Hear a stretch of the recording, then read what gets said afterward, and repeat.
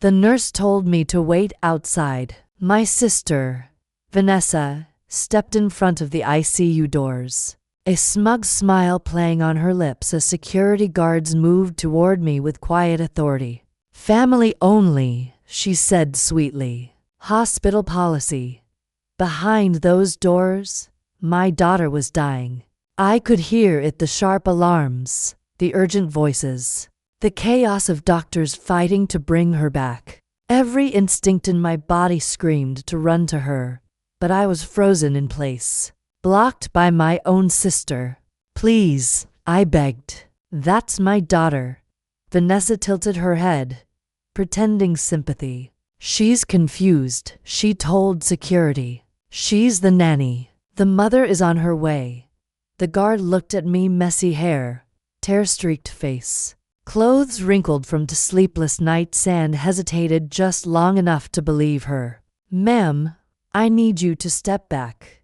And just like that, I was no longer a mother. 15 years ago, I had stopped being a daughter too. I was Lena Carter, the disappointment of a family that valued status over everything. My parents, Richard and Eleanor Carter, came from old money, the kind that didn't just live comfortably, but expected the world to revolve around them. My sister Vanessa had done everything right. Married rich, moved in the right circles, lived the life our parents approved of. I hadn't. I fell in love with Dr. Ethan Hayes, a man who worked for his success instead of inheriting it. A doctor, my mother had scoffed back then. How ordinary.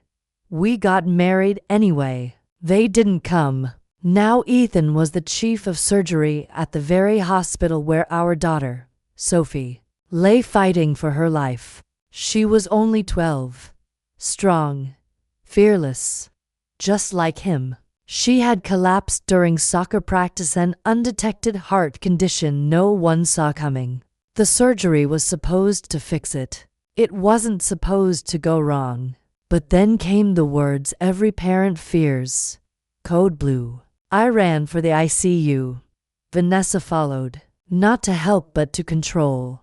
By the time I reached the doors, she had already spoken to security. And now I stood there, helpless, listening to my child slip away while my own sister erased me from her life with a single lie. "Please," I whispered, breaking. "I need to be with her." "Policy is policy," the guard said. Then suddenly, the ICU doors burst open. Ethan walked out, still in surgical scrubs, fury radiating off him like heat from a fire. His eyes found mine instantly. Then he saw the guard, then Vanessa, and his expression turned cold. "Why is my wife in the hallway?" Everything stopped. The guard went pale. Vanessa's smirk vanished. She was identified as non-family. "Sir, this is Dr. Lena Hayes," Ethan said sharply. "My wife, the mother of the patient you're treating." Silence fell like a hammer. "Who told you she wasn't family?" All eyes turned to Vanessa. She faltered. I thought. You thought you could keep a mother from her dying child." Ethan stepped forward, voice low and deadly. "You thought you could lie and no one would notice?" "I didn't mean. You knew exactly what you were doing." Then, without breaking eye contact with her, "Get my wife inside. Now." Minutes later, I was at Sophie's bedside, alive. Weak but alive. They had brought her back. Vanessa was escorted out of the hospital. No scene, no argument, just consequences.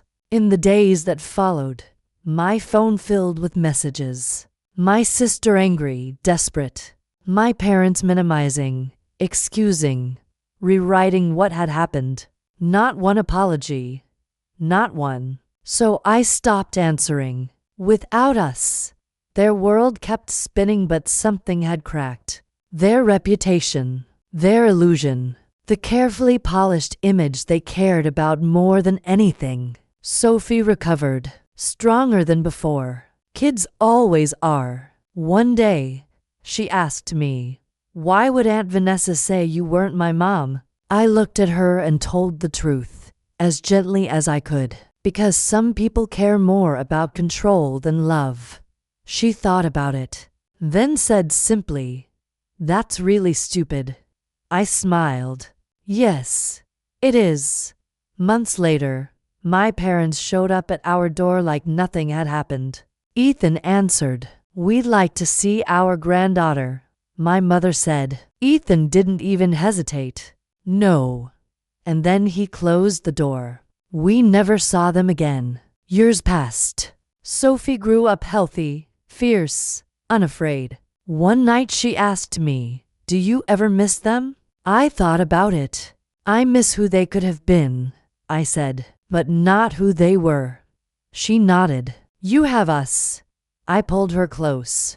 "Yes, I do. Because in the end, I learned something that day in the hospital hallway.